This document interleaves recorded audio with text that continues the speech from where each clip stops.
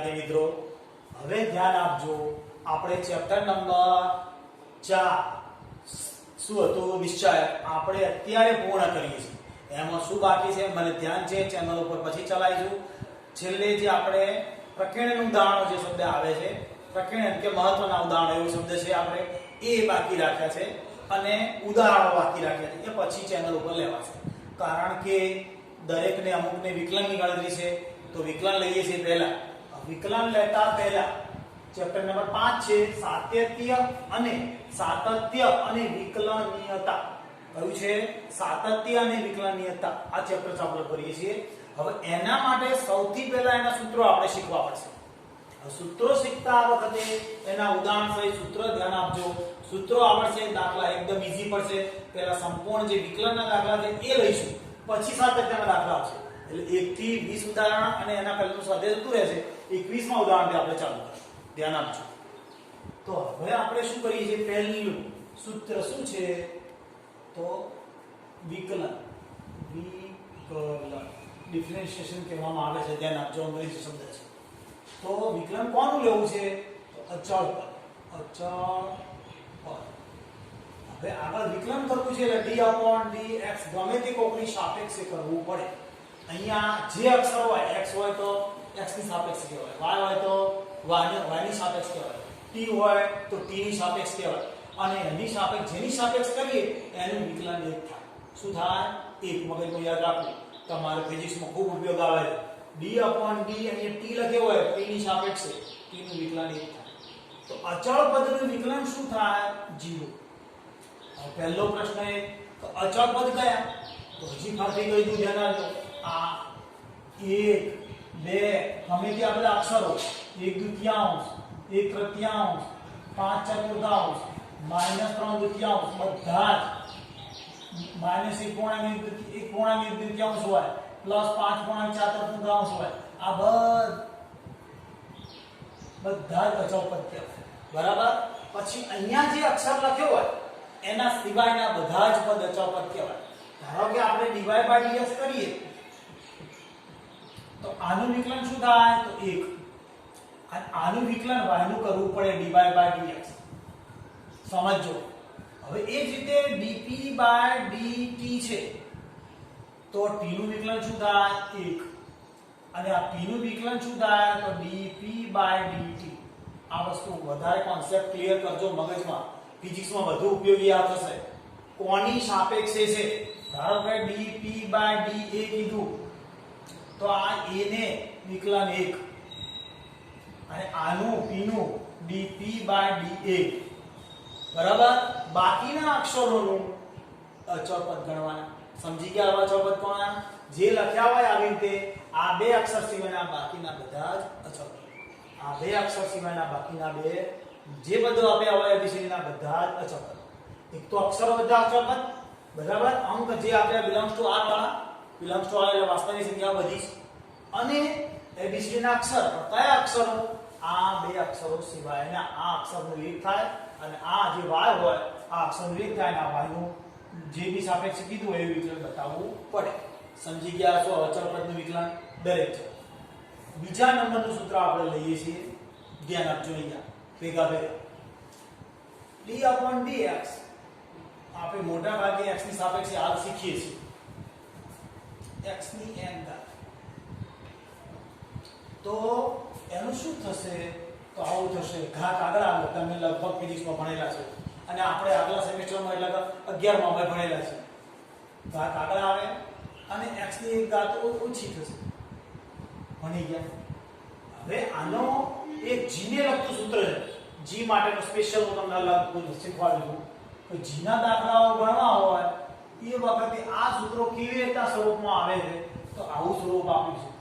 d/dx ax + b ની n ઘાત. આવી રીતે આપ્યું. શું આપ્યું હોય? ax + b ની n ઘાતના સ્વરૂપમાં આપ્યું હોય તો ઘાત આગળ આવશે. ઘાત આગળ આવ્યા, ax + b ની n ઘાતમાં બદલામાં એક ઘાત ઓછી થશે અને એનો x નો સહગુણક. કોનો? x નો સહગુણક. ધ્યાન x નો સહગુણક આગળ લઈ લેવાનો. બરાબર દેખાશે? સમજ્યા છો? કે આ g ની અંદર આ સૂત્રનું સ્વરૂપ આવું છે. g ની બુકોમાં આવું જ આપેલું છે. તો એન્જિનિયરિંગ તમે આગળ ભણવા જશો ને એ વખતે સૂત્ર આવું જ આપેલું છે. આ સૂત્ર આપણે અત્યારે યાદ રાખવું. આ બે એક જ છે, કોઈ ફરક નથી. આ અચળ પદ છે જોડે વધારાનો. અચળ પદનું વિકલન 0 થઈ જાય અને x નો સહગુણક આગળ આવી જાય. આપણે વારે ઘડી ઉપયોગ કરશું. હવે એનું એક ઉદાહરણ લઈએ આપણે, એક્ઝામ્પલ તરીકે ધારો કે આપણે લખીએ છીએ અહીંયા એક એક્ઝામ્પલ લખીએ કે x ની 32 ઘાતનું વિકલન કરવું છે. d/dx છે. તો શું થાય? તો ઘાત આગળ આવે 32. x ની એક ઘાત ઓછી એટલે 31 થઈ જાય. સમજી ગયા તમે? એક ઘાત ઓછી થાય. એ જ રીતે x ની ઘાત આપી છે આપણે 5x ની -3 ઘાત છે. એનું વિકલન કરવું છે એટલે d/dx લખાશે. તો શું થશે? તો ઘાત આગળ આવશે. આ નિયમ અનુસાર આપણો નિયમ 5 × 15 માઈનસ ઘાત. x ની એક ઘાત ઓછી કરવાની એટલે -4 થઈ જાય. ધ્યાન આપવાનું, એક ઘાત ઓછી કરવી. સમજ્યા હશો તમે ઉદાહરણ. હવે બીજું એક પદ સૂત્ર છે d/dx e ની x ઘાત. તો જવાબ શું થશે? e ની x ઘાત. બરાબર. હવે આ જ સૂત્ર તમારે g ની અંદર કેવી રીતે છાપેલું છે? આવી રીતે છાપ્યું છે d/dx e ની ax ઘાત આપી. શું આપ્યું હોય? ax. તો શું થાય? તો આનું વિકલન આવું થાય e ની ax ઘાતનું e ની ax અને e ની ax નું ax અને એનો સહગુણક એટલે ax નું વિકલન બાકી. તો ax નું x નું વિકલન a અને આનું વધ્યું એ અચળ પદ. એટલે મતલબ આનો સહગુણક જે હોય આગળ લખી દેવાનો. જે સહગુણક કરો ને આપણે કેવો લખી દેવાનો? આગળ. e ની ax નું e ની ax અહીંયા આપણે શીખ્યા છે, પરંતુ એને જે આપણા સહગુણક હોય આપણે લખી દેવાનું. યાદ રહી. આપણે આનું એક ઉદાહરણ લઈએ, જો ધ્યાન આપીએ. ઉદાહરણ રૂપે શું લઈએ છીએ? ધ્યાન આપીએ. અને એનું વિકલન કરવું છે x ની સાપેક્ષે. તો શું થાય? તો e ની 5x નું શું થાય? e ની 5x. અને એનો જે સહગુણક કરો 5 એ આગળ લખી દેવાશે. હા, આવ્યો જવાબ. પછી આને આગળ પણ સ્વરૂપમાં આપી શકો d/dx e ની 3x + 2 એવું પણ આપી શકે. એવું કઈ જરૂર નથી કે આ જ સ્વરૂપ હોય. બરાબર. તો અહીં શું થશે? e ની 3x + 2 એમ ઘાત e ની x ઘાતનું e ની x ઘાત અને એનો જે સહગુણક કરો આગળ મૂકી દેવાનો. આટલું મગજનો ફિટ કરવાનું દર વખત. બરાબર. યાદ રહે? યાદ રહે. એટલે આને આપણે કદાચ આને આ સ્વરૂપમાં કહીએ તો પણ ચાલશે. ખરું,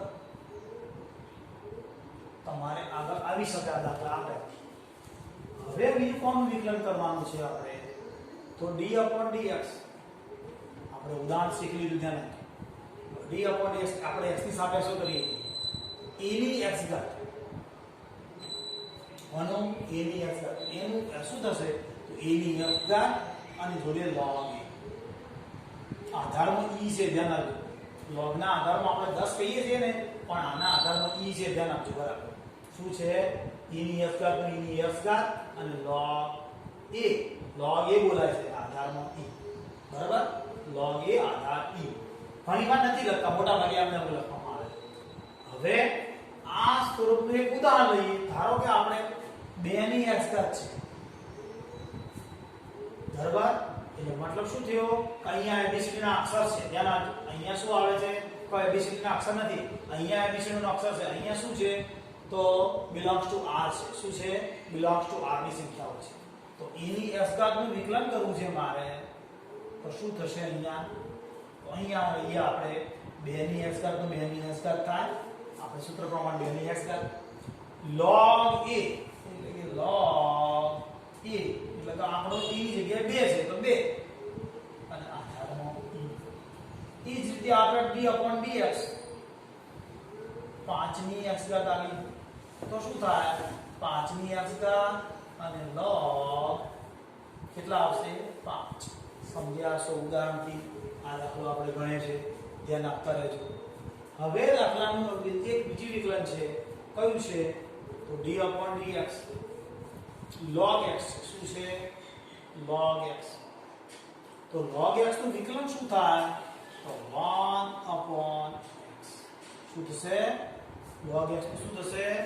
1/x. હવે આ જ રીતે તમારે g નું આ સૂત્ર શું રીતે છે તો d/dx કયું છે તો log ax + b ગમે તે રીતે હોય પછી x આગળ પણ હોય પાછળ પણ હોય તો જવાબ શું થાય આપણો તો log x નો શું સૂત્ર જવાબ કીધો છે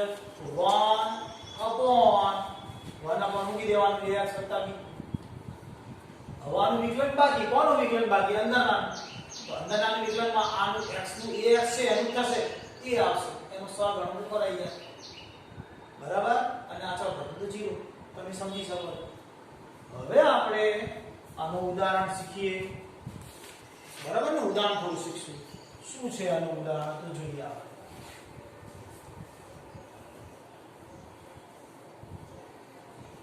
તો આનું ઉદાહરણ જોઈએ તો શું થઈ ગયું તો અહીંયા log 5x છે અને d/dx વિકલન કરવું છે તો log 5x નું શું થશે 1 થાય ને આપણે ભણ્યા તો બે ને ના થાય 1/x ના બદલામાં 5x છે તો 5x હજુ કોનું વિકલન બાકી રહી ગયું 5x નું તો 5x નું શું થાય 5 એ મૂકી દેવાનું શોર્ટમાં સહગુણક મૂકવાનો આપણે બીજું કશું યાદ રાખવાનું નથી બરાબર હવે એ રીતે બીજું ઉદાહરણ છે d/dx log 3 - 5x હમ સમજ તો હવે શું થાય આપણે તો log x નું 1/, નિયમ છે 3 - 5x અને આ માઈનસ તેનો સહગુણક x નો સહગુણક મુકાય એટલે -5 મુકાય સમજી શક્યા છો હવે કોણ બાકી રહ્યું તો હવે આપણે ત્રિકોણમિતિય વિધેયનું લઈશું ત્રિકોણમિતિય વિધેયનું પહેલી રકમ શું છે d/dx sin x sin x નું વિકલન શું થાય તો cos x ભણ્યા છો ફિઝિક્સમાં તમે અને આપણે ગઈ ટર્મમાં ભણ્યા એના આધારે sin નું વિકલન શું થાય cos વ્યાપક સ્વરૂપે એટલે કે g માં આવી રીતે સૂત્ર છે d/dx શું છે sin ax + b તો આનું વિકલન શું થાય તો sin નું વિકલન cos ax + b અને એનો જે સહગુણક હોય x નો ધ્યાન રાખજો એને આગળ મૂકી દેવાનું બીજું કશું જ કરવું નથી એનું એક ઉદાહરણ આપણે જોઈએ શું જોઈએ sin છે sin 5x છે હવે એનું વિકલન કરવું છે તો sin નું શું થાય ભણ્યા આ બે હાલત કે sin નું વિકલન cos 5x થાય અને પાછો એનો જે સહગુણક 5 આગળ મૂકી દેવાનો બીજું એક ઉદાહરણ લઈએ d/dx sin 3x - 2 તો sin નું વિકલન શું થાય આપણે cos 3x - 2 પછી અંદરના વિકલન કરવું પડે પહેલા વિધેયનું કર્યું પછી અંદરના તો એનો સહગુણક 3 આગળ આવે એવી રીતે આવી રીતે આપ્યો d/dx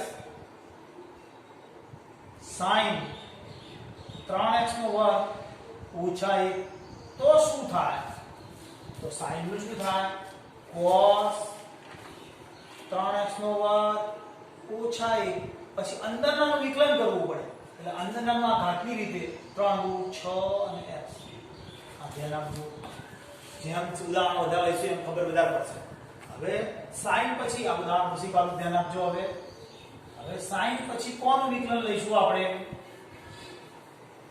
તો તમને ખબર છે sin પછી આપણે લાઈનનો ત્રિકોણમિતિ cos નું વિકલન લેવું d/dx કોનું લઈશું આપણે d/dx cos તો cos નું વિકલન શું થાય -sin x વ્યાપક રીતે લખીએ આ સૂત્ર હવે તમને આવડવા માંડે d/dx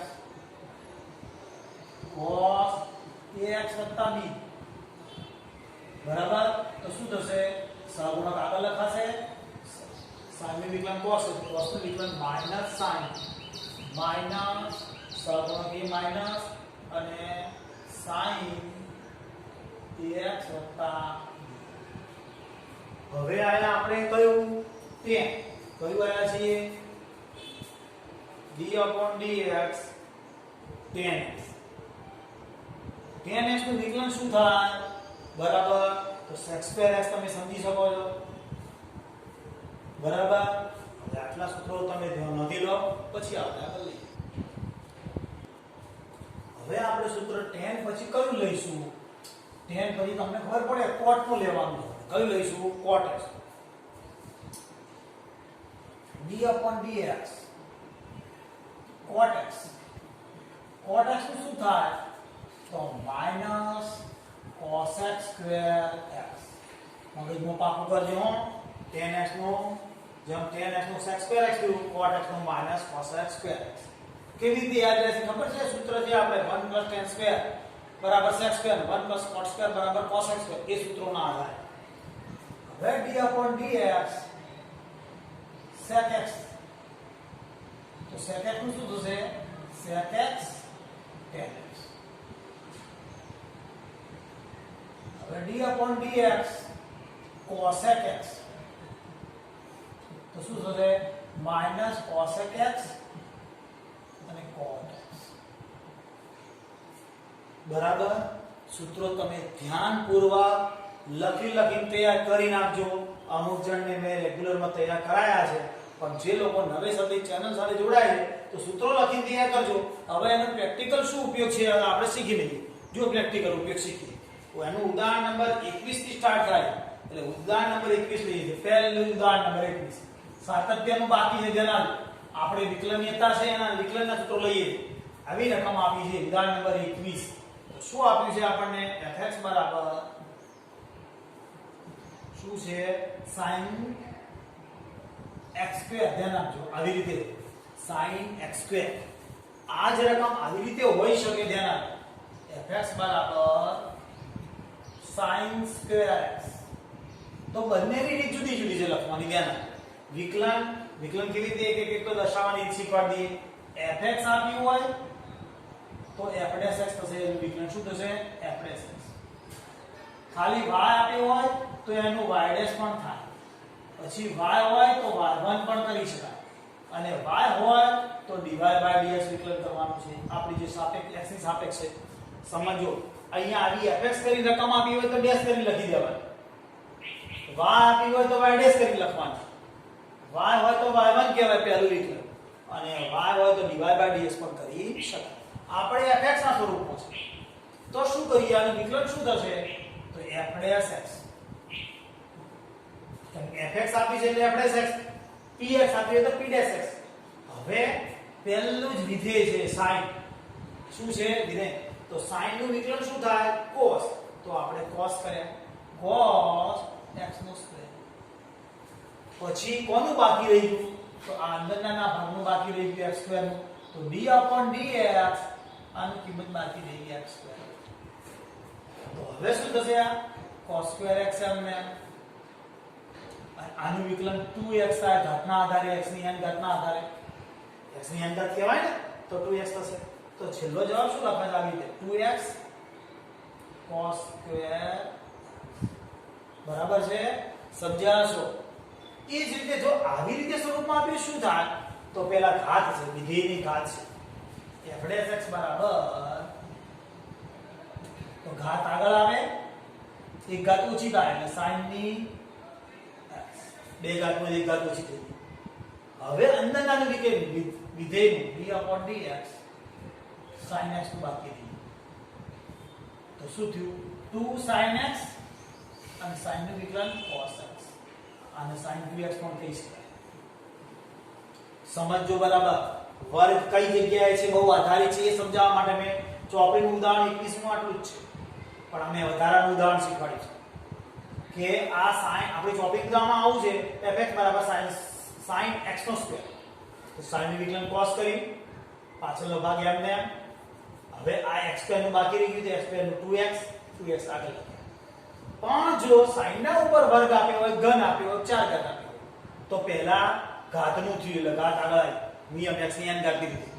બે ઘાત આગળ આવી એટલે એક ઘાત થઈ ગઈ sin ની, અને આ વિધેયનું બાકી રહી ગયું એટલે sin નું વિધેય, sin નું વિકલન cos એટલે sin 2x કહેવાય.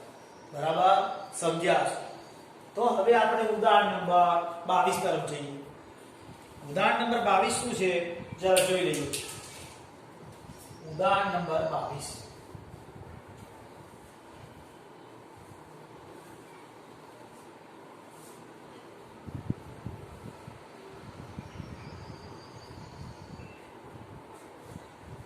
શું છે ઉદાહરણ 22 પર કશું નથી આપેલું, હું y લખું છું. ઉદાહરણ 22 y બરાબર 10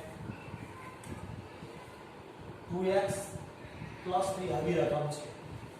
તો આ રકમને આપણે આવી પણ લખી શકીએ. ધ્યાન રાખો, fx બરાબર 10 2x + 3. તો શું થશે? તો y છે તો શું લખાય મેં શીખવાડ્યું, dy/dx. તો y નું આપણે dy/dx લખીએ છીએ. હવે આપણે વિકલન કર્યું એટલે y નું કર્યું, આનું કરવું પડે. તો 10 નું શું થાય? સૂત્ર બોલી દો, યાદ છે? ભેગા 10x નું sec2x શીખવાડ્યું આપણે. તો 10x નું sec2 2x + 3. કોનું બાકી રહી ગયું? આપણે અંદરના ભાગનું બાકી રહી ગયું, d/dx કૌંસનું બાકી 2x + 3. સમજ્યા છો ને? 10x નું sec2x એમને. હવે આનું વિકલન શું? તો આના વિકલનમાં 2x નું 2, અચળ પદનું 0, આ 3 નું 0. એટલે જવાબ શું આવ્યો? 2 sec2 2x + 3. બરાબર સમજ્યા છો દરેક જણ? હવે આ તો મેં તમને ખાલી સમજાવવા લખ્યું છે કે ભાઈ આ તો f' લખાય અને 10x નું sec2 2x + 3 અને આ 2x + 3 નું 2 ડાયરેક્ટ આવી રીતે લખો તો પણ ચાલે. આ સ્ટેપ વાઇઝ કર્યું પણ ધીરે ધીરે આવી રીતે ટેવાઈ જશે. 10x નું વિકલન શું? sec2 અને આ પદ પાછલું પદ તો એમને એનો સગુણક આખો ને એમને.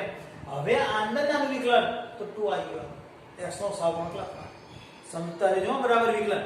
હવે પછી દાખલો ઉદાહરણ આવશે 23. ઉદાહરણ નંબર 23 ધ્યાન આપજો. અહીંયા ઉદાહરણ કયું છે? 23. y લખ્યો હોય તો dy/dx લખ્યો હોય થાય, fx હોય તો f'(x). y લખ્યો હોય તો આપણે dy/dx, fx લખ્યો હોય તો f'(x). હવે સૌથી પહેલા વિધેયનું વિકલન શું કહેવાય? વિધેયનું એટલે sin નું વિકલન cos. શું કહેવાય? cos. અને એના પાછળનો ભાગ એમને cos x². કોનું બાકી રહી ગયું? તો આનું બાકી રહી ગયું, ddx cos x². સમજો બરાબર. આ sin નું વિકલન મેં cos કર્યું એટલે પાછલો ભાગ એમને લખવો જ પડે. હવે આ જે બાકી એમને લખ્યું એનું વિકલન બાકી. તો હવે શું થશે? અહીંયા cos x². હવે આ cos નું વિકલન શું થશે? sin x². બરાબર.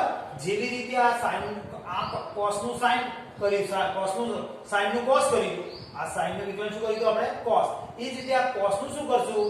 તો sin. cos નું વિકલન છે sin, તમે જોઈ લો છે sin. હવે કોનું બાકી રહી ગયું? d/dx x નો વર્ગ બાકી. કોનું બાકી રહી ગયું? x ના વર્ગ. તો હવે શું થશે? તો આ જવાબ થયો cos x² sin x². અને આનું વિકલન શું થશે? 2x. છેલ્લો જવાબ શું લખશું? તો માઈનસ વાળા આયા -2x પછી cos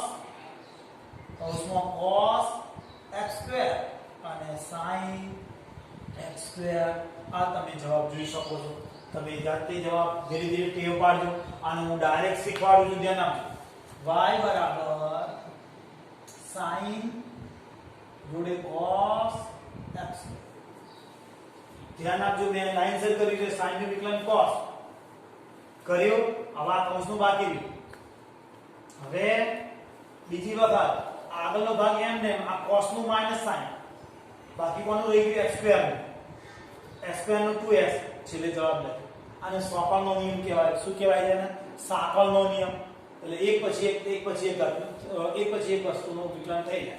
ડાયરેક્ટ હવે આગળ ગણશું તો આનો જવાબ ડાયરેક્ટ આમ આવશે. dy/dx બરાબર ડાયરેક્ટ આવી રીતે આવશે. sin નું વિકલન cos x². સમજો, sin નું વિકલન શું કર્યું આપણે? cos x². હવે અહીંયા ભેગું કરી દેવાનું. cos નું વિકલન -sin x². અને પછી આ x સ્ક્વેર નું વિકલન શું થશે 2x એટલે ડાયરેક્ટ સ્ટેપમાં જવાબ આવી ગયો આ એ ધીરે ધીરે આવશે શું રીતે કરી સમજાવો આ sin નું વિકલન કરીને cos લખ્યું આટલું હવે cos નું માઈનસ sin x સ્ક્વેર નું 2x માઈનસ આગળ લઈ ગયો ડાયરેક્ટ થઈ ગયું જવાબ સમજ્યા હવે પછી આવશે ઉદાહરણ 24 છે જ નહીં એટલે સ્વાધ્યાય 5.2 કાલે લઈશું